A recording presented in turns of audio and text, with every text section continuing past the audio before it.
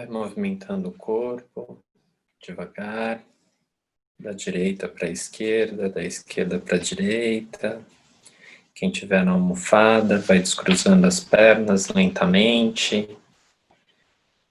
Vai movimentando os pés, os calcanhares. Pode apertar a canela, se estiver com a circulação ou formigando a perna. Quem precisar sair da almofada, ir para uma cadeira ou para o sofá. Não esquece de pegar um pouco de água ou um chá para tomar. E hoje a gente vai dar continuidade na leitura Nuvens Brancas. Quem vai fazer a leitura hoje novamente é a Shuden. Shuden, se você quiser abrir seu microfone aí. Bem-vindo a todos, a todas. Boa noite. E eu vou desligar meu microfone aqui. Até mais, Gachô. Boa noite. Então, vamos dar continuidade da leitura. Capítulo 37. Uma nova confiança. 2 semanas mais tarde, o rei Suddhodana recebeu o Buda para uma refeição privada e familiar no palácio. Sariputra também fora convidado. A rainha Gotami, Yasodhara, Nanda, Sundari Nanda e Halula estavam presentes. Na atmosfera do seio de sua família, o Buda mostrou a eles como seguir sua respiração, como olhar profundamente para os seus sentimentos e como praticar meditação silenciosa e caminhando. Ele enfatizou o quanto poderiam transcender as preocupações, frustrações e irritações inerentes ao cotidiano, praticando mente atenta no cotidiano. Halula sentou perto de Sariputra e colocou sua pequena mão na do velho monge. Nutria grande afeto por Sariputra. Quando chegou o momento de os dois retornarem ao monastério, todos andaram com eles até o portão. Nanda segurou a tigela de Buda, enquanto ele juntou suas palmas das mãos para despedir-se de cada pessoa. Para surpresa de Nanda, o mestre não pegou de volta sua tigela.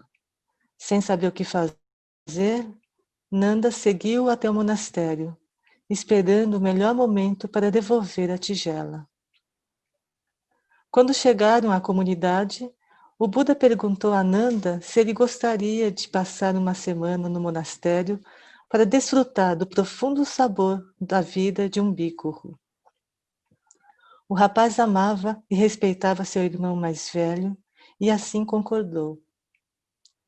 Era também verdade que Nanda se sentira atraído pela vida calma e relaxada dos monges que via em seu entorno. Quando Buda perguntou, ao final daquela semana, se gostaria de ser ordenado e viver ali por vários meses, sob sua orientação, ele ficou radiante. Gautama pediu a Sariputra para dar a Nanda a instrução básica e ordená-lo bhikkhu. Em primeiro lugar, o Buda havia consultado seu pai, o rei, para saber se ele permitiria a Nanda viver como um bhikkhu por um período. Suddhodana concordou com o Buda, que apesar de Nanda ser um rapaz bem intencionado, faltava-lhe a firmeza de caráter e a determinação requerida de um futuro rei. O Buda disse que podia propiciar a Nanda o aprendizado que o ajudaria a construir claridade e resolução. Seu pai ficara de acordo. Menos de um mês se passou, todavia, quando Nanda começou a sofrer por sua noiva, a bela Janapada Kayani. Ele tentou dissimular seu sofrimento, mas o Buda viu claramente os seus sentimentos. Por isso, um dia, disse a Nanda: se você quer realizar sua meta, deve primeiramente superar a entrega às emoções perturbadoras. Somente então se tornará um líder efetivo, capaz de bem servir aos outros. O Buda também pediu a Sariputra para ver que Nanda não mais fosse enviado a mendigar nas vizinhanças de Kayani. Quando o jovem soube disso, sentiu um misto de ressentimento e gratidão. Ele percebeu que o Buda podia ver profundamente dentro dos seus pensamentos e necessidades. Halula invejava seu jovem tio por ser capaz de viver no monastério.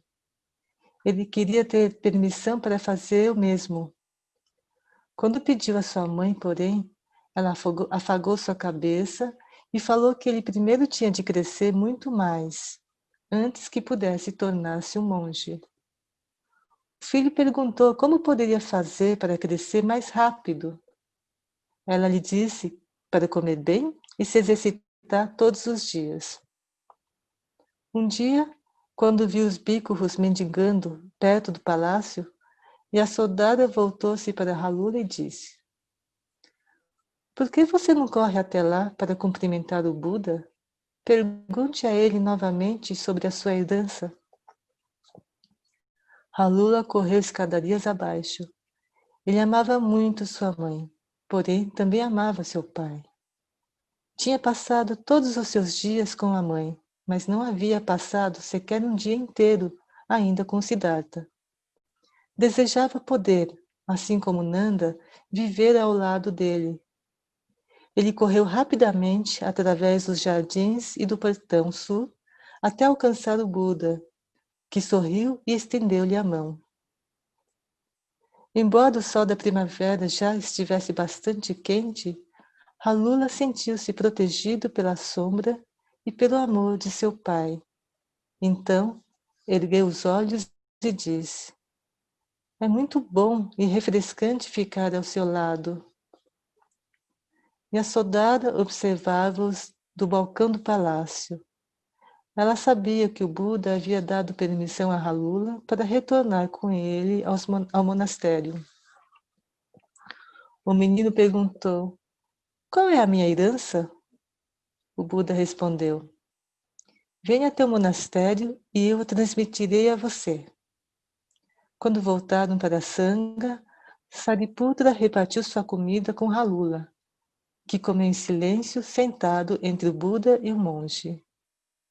Estava feliz em ver seu tio Nanda. O Buda disse-lhe que podia dormir na choupana de Sariputra por aquela noite. Todos os bhikkhus tinham afeição pelo garoto e tratavam com carinho.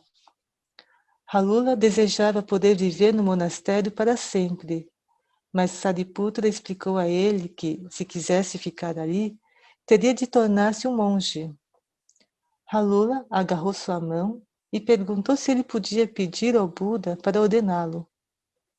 O mestre concordou quando Halula fez o pedido e instruiu Sariputra a ordenar o filho.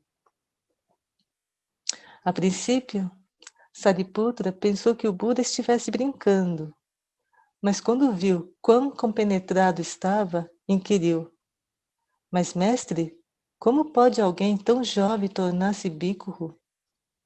O Buda respondeu: Permitiremos que ele pratique como preparação para a tomada de votos completos no futuro. Deixe-o tomar votos de novado por enquanto. Ele pode receber a tarefa de afastar os corvos que perturbam os bhikkhus durante a meditação. Sariputra raspou a cabeça de Halula e deu a ele tríplice refúgio. Também lhe ensinou os 4 preceitos de não matar, não roubar, não dizer falsidades e não ingerir álcool. Depois, pegou um dos seus mantos, cortou-o embaixo, no tamanho apropriado para Halula, e mostrou como vesti-lo e como segurar a tigela de mendigar. Halula parecia um bhikkhu em miniatura. Ele dormiu na choupana de Sariputra e foi mendigar com ele, a cada dia, nos vilarejos vizinhos ao monastério. Embora os velhos bhikkhus comessem somente uma refeição diária, Sariputra teve medo de que faltasse ao menino a adequada nutrição necessária ao seu crescimento. Então, deixou ter uma refeição adicional noturna. Discípulos leigos lembraram-se de trazer leite e comida extra para o pequeno monge. Quando a notícia de que Halula tinha raspado sua cabeça e colocado o manto de um bhikkhu chegou ao palácio, o rei Suddhodana ficou bastante preocupado. Tanto ele quanto a rainha sentiram a falta do menino tremendamente.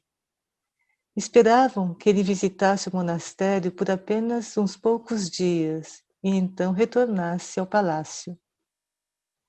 Eles sequer sonhavam que a criança fosse permanecer lá como um novato. Eles ficariam solitários sem o seu neto, e a soldada sentiu um misto de tristeza e felicidade. Embora sentisse intensa saudade de seu filho, confortava-lhe saber que ele estava agora perto do pai após passar tantos anos sem vê-lo. Certa tarde, o rei tomou sua carruagem real com a rainha Gotami e a Sodara e seguiu para uma visita ao monastério. Eles foram recebidos pelo Buda. Nanda e Halula vieram cumprimentá-los também. Em sua excitação, Halula correu para a mãe, que o abraçou com toda a candura. Depois, Halula abraçou seus dois avós. O rei inclinou-se para o Buda e então disse-lhe, num tom de reprimenda: Sofri inacreditavelmente quando você abandonou o lar para tornar-se monge. Há pouco tempo, Nanda deixou-me também. É demais ter de suportar a perda de Halula. Para um homem de família como eu, a ligação entre pai e filho e entre avô e neto é muito importante. A dor que senti quando você me deixou foi como se uma faca cortasse a minha pele. Depois de cortar minha pele, a faca cortou minha carne. Após cortar minha carne, a faca cortou direto até o osso. Eu suplico que você reconsidere suas ações. No futuro, você não deveria permitir que uma criança seja ordenada a menos que tenha recebido permissão prévia dos seus pais. O Buda procurou confortar o rei, falando sobre a verdade da impermanência e da ausência de um eu separado. Ele relembrou de que a prática cotidiana de mente atenta constituía um único portão pelo qual o sofrimento podia ser ultrapassado. Nanda e Halula teriam agora a rara chance de aprofundar aquela vida. O Buda encorajou seu pai a apreciar a boa sorte deles e a prosseguir na prática do caminho da plena consciência na vida diária como meio de encontrar a verdadeira felicidade. O rei sentiu sua dor aliviar. Gotami e a Sodara também foram confortadas e tranquilizadas pelas palavras de Gautama. Posteriormente, naquele dia, o Buda disse a Sariputra: De agora em diante, não receberemos mais crianças na comunidade de bhikkhus sem a aprovação de seus pais. Por favor, anote isso em nosso código monástico. O tempo passou muito depressa. O Buda e a sua sangha tinham descansado no reino Sakya por mais de 6 meses. Novas ordenações aumentaram e o número de monges para mais 500. O de discípulos leigos tornou-se incontável. O rei Suddhodana também deu à sangha um outro lugar para construir um monastério, o antigo palácio de verão do príncipe Siddhartha, ao norte da capital, com seus jardins amplos e frescos.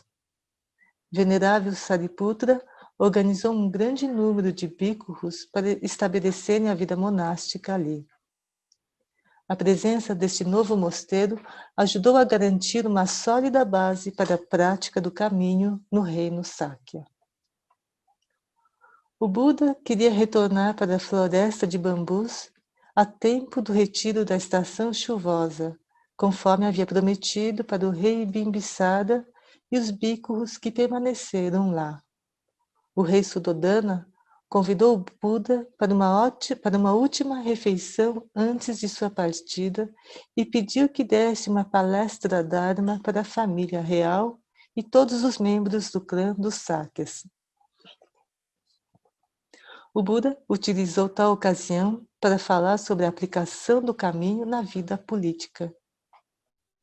Disse que o caminho poderia iluminar a vida dos políticos, auxiliando aqueles envolvidos em governar o reino e desenvolver igualdade e justiça social. Se você praticar o caminho, aumentará sua compreensão e compaixão, melhorando seu serviço às pessoas. Você encontrará meios de trazer paz e felicidades sem depender de qualquer forma de violência. Você não precisará matar, torturar ou aprisionar pessoas ou confiscar propriedades. Este não é um ideal impossível, mas algo que realmente pode ser realizado. Quando um político possui compreensão e amor suficientes, ele vê a verdade acerca da pobreza, da miséria e da opressão. Tal pessoa pode achar meios para reformar o governo a fim de reduzir a distância entre os ricos e pobres, cessando de usar a força contra os outros. Meus amigos, líderes políticos e regentes devem servir de exemplo. Não viva luxuosamente, pois isso apenas criará um distanciamento entre você e o povo. Viva uma vida simples e saudável, usando seu tempo para servir as pessoas ao invés de ansiar por prazeres vãos. Um líder não pode almejar a confiança e o respeito do seu povo se ele não serve como um bom exemplo. Se você amar e respeitar o povo, em retribuição, o povo amará e respeitará igualmente. Governar munido de virtude difere de governar por meio de leis e decretos. Governar através da virtude evita a dependência de punições. De acordo com o caminho do despertar, a verdadeira felicidade somente pode ser alcançada através da senda da virtude. O rei Suddhodana e todos os presentes ouviram atentamente ao Buda. O príncipe Dronodhanajara, tio do Buda e pai de Devadatta e Ananda, disse: governar pela virtude, conforme descrito por você, é verdadeiramente lindo. Eu creio que porém, que só você possua o caráter e a virtude necessários para realizar isso. Por que não fica em Kapilavastu e ajuda a criar uma nova forma de governo exatamente aqui, no reino Sakya, a qual venha trazer paz, alegria e felicidade para todas as pessoas? O rei Suddhodana acrescentou: eu já estou velho. Se você concordar em permanecer, alegremente abdicarei ao trono ao seu favor. Com sua virtude, integridade e inteligência, estou certo de que todas as pessoas estarão do seu lado.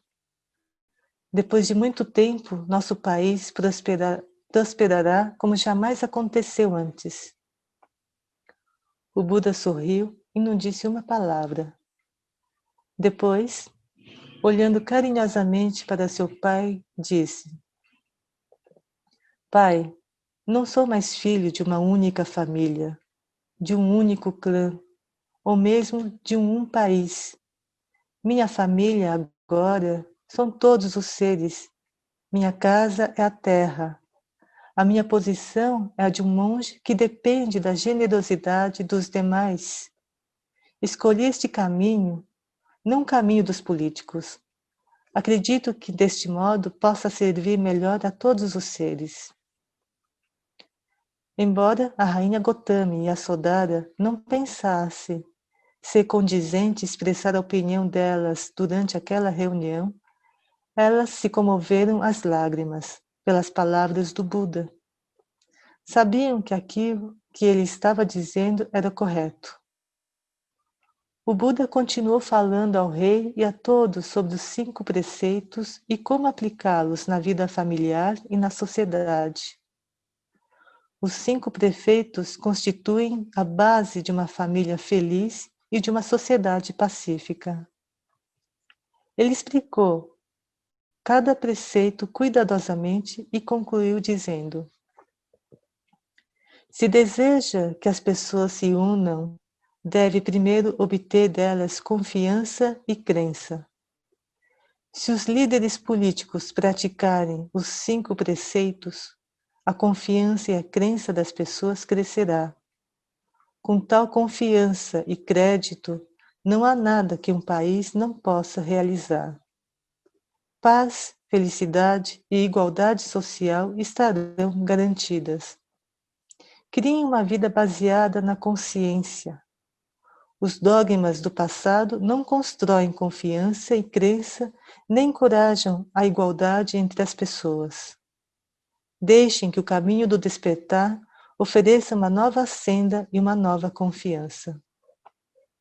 O Buda garantiu a eles que, embora estivesse de partida para Magadha, retornaria a Kapilavastu futuramente. O rei e todos os presentes ficaram felizes em ouvir aquela informação. Aqui termina esse capítulo.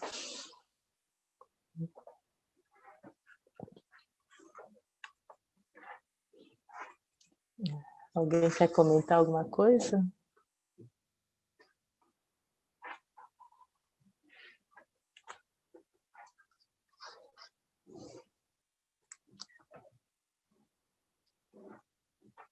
Não?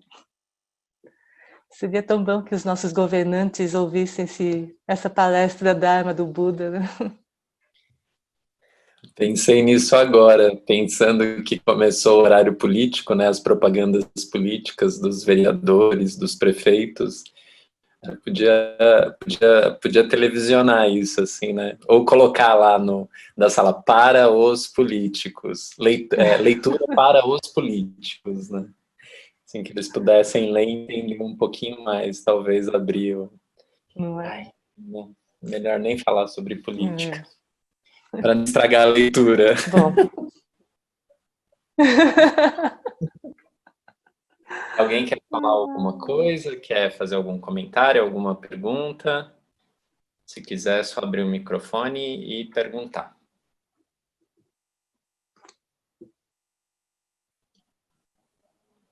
Acho que não. Vamos encerrar? Daí você faz daí? Encerramento? Vamos.